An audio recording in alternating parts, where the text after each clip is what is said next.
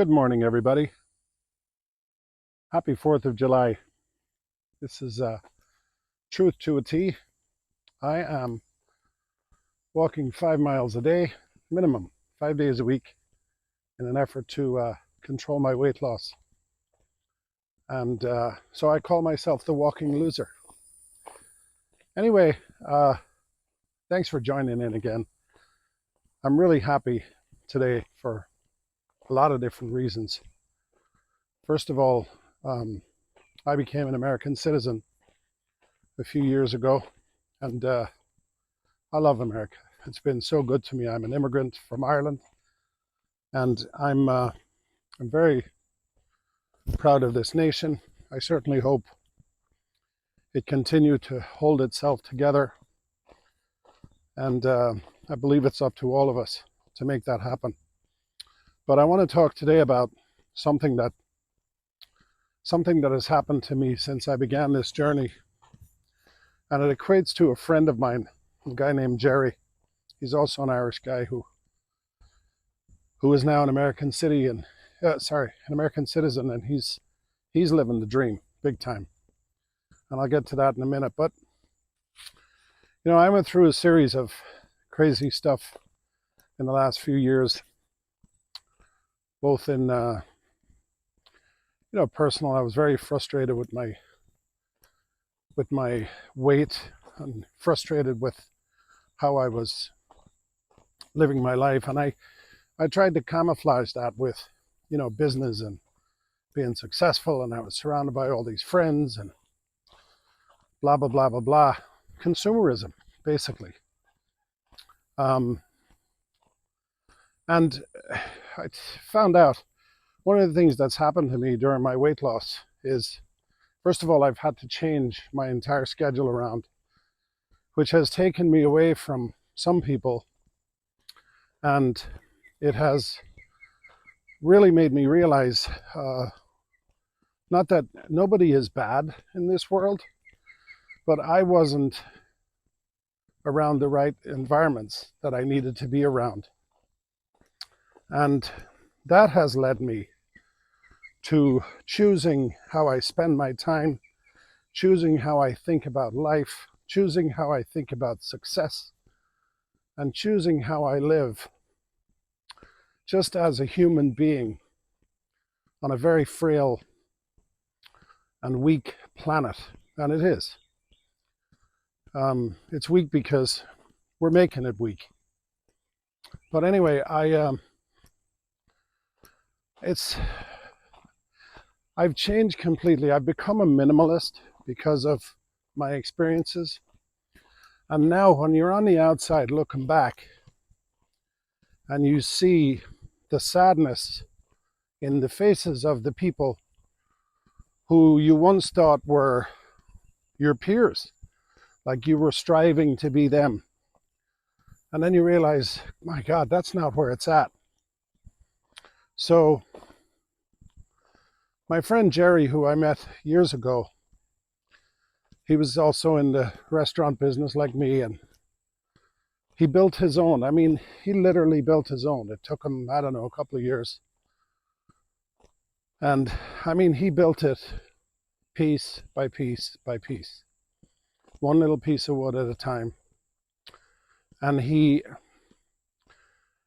found things. He's the guy that finds something that somebody else is throwing away, and he makes something out of it. It's the ultimate recycling. And it comes from, first of all, it comes from somewhere deep in his soul, which I love. I love his soul. But when I look at everything he's created, he's since sold the restaurant and moved on. All those things he created still exist. And what's interesting is I visit the former restaurant he had, and you can feel him there in the build, but his presence is gone. And his presence has been replaced by a movement towards business and towards numbers and towards pleasing everybody else and not pleasing yourself. And I don't know how the business is doing. I hope it's doing good. But it doesn't have a soul anymore. And interestingly enough, I live in a neighborhood now that's growing. And I used to have this entire simple neighborhood. And now there's all this money is coming in, and people with, the Joneses. They have the fancy cars, the swimming pools. But all I see in their faces is unhappiness. And, I have a pretty nice house. I do okay. But my friend Gerry gave me these two little statues. They're little monkeys, and they're kind of lounging, laying down. And I have one on either side of my entrance to my house. Now, I don't know where he got them, but I'm going to bet you he probably didn't buy them. And if he did, he probably found them at a garage sale or somewhere. And that's what makes them more beautiful than most other things I have in that house.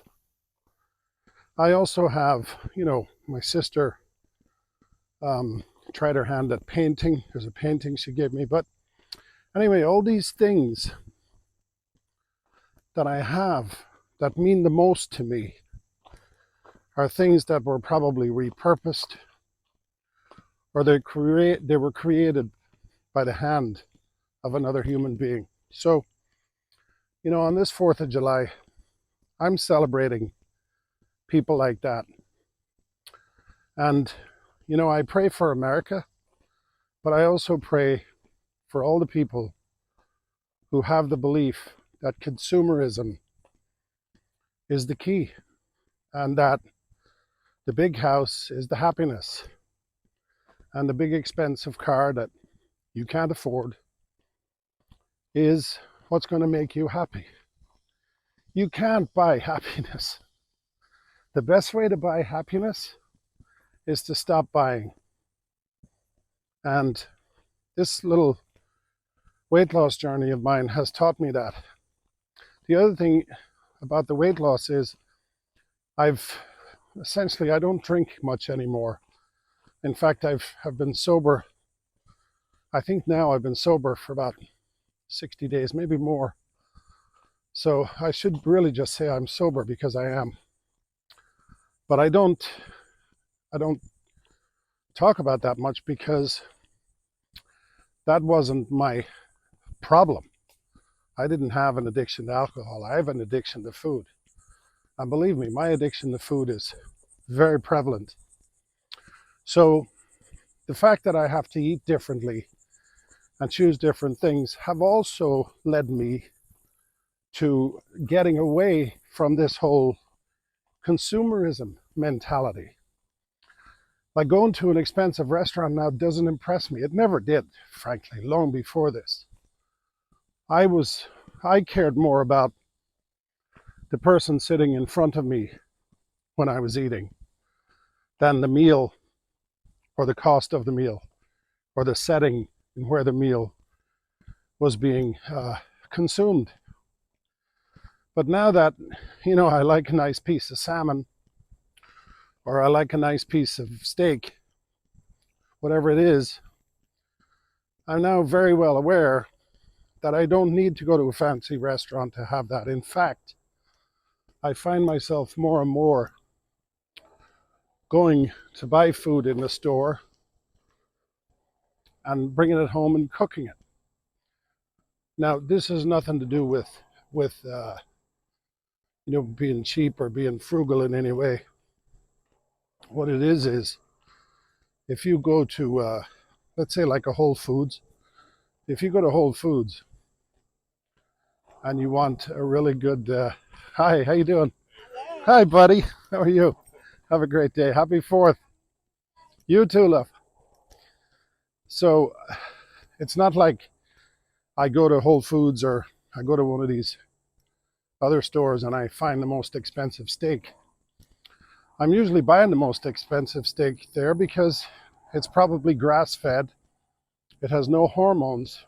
So point to that is I'm frugal because of my experiences, but whatever I'm going to buy, it's going to be really, really good for my body. I'm not putting any more crap into my body. And that, of course, is leading me to be around different people. I love my friends, old and new. But I have one more thing I want to share. I go for a walk every day, and I go to a specific place. And there's other people that will come. Sometimes they'll sit in their car. They'll just hang out. But I was there this morning, and there's a lady that sits in her car. And she actually stopped me this morning. And she said, hey, I see you here all the time. She said, you look absolutely fantastic. I go, thank you so much. This woman has watched my journey, my weight loss journey. And then anyway, she proceeded to tell me her story. And she went through the same thing. Now she was diagnosed with type 2 diabetes, and she's on Ozempic and some other stuff, but she's lost a lot of weight. Now I didn't have that. I was pre-diabetic. But as soon as the doctor said pre, I'm like, well, if I'm pre, I'm certainly not going to get perfect. So I'm going to kill this thing before it takes a grip on me. But anyway, our conversation was so real and so emotional and so beautiful. And this is the person who is my new friend now. Try to get your head around that. Like, there are people out there, whatever your struggle is, and I want to specifically talk to people who are my age, 60 or above or slightly below. Your biggest fear when you get older is loneliness. You don't want to be alone. Like, I have a wife, I have a daughter, I have a great life, but you feel like you need to have friends around you, and you do. But be very careful who those friends are. And just because you've been friends with somebody for a long, long time, that doesn't mean that those people should necessarily stay in your life. You don't have to tell them we're not friends anymore. You don't have to ignore them. You can still be cordial and kind, but don't live in their world, because it'll serve you better not to. So don't be afraid about being lonely, because first of all, you're going to go online and you're going to find guys like me who are going through the same thing. And guess what we have here? We have each other. So you're not alone. And I believe in God, so I'm never alone anyway. But listen, I'm making new friends at my age because I've chosen a new path in life. And I know who the really good guys are. See, Gerry is a good guy. And there are others. And, I may or may not talk about them in the future. But anyway, today it was important that I talked about my new life and my new approach to life, and the realization that kindness and genuine generosity, not materialism, I'm talking about genuine generosity. When somebody is out and they might be at a flea market or garage sale and they see some little trinket thing and they say, you know what, Tommy would like that. And they take the time to buy it, bring it to your house, and say, here, this is for you.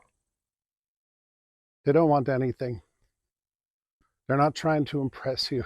It's not some expensive thing. They're not inviting you to their house to show off their pool or their big new car that they probably can't afford. No, these people, these are the salt of the earth, we call them. See, Gerry and I come from poverty in Ireland. We come from a place where all neighbors had were each other. There was one tractor, and that tractor was shared between who knows how many farmers. And when it was time to make the hay, when the weather was good, everybody went to the other man's field.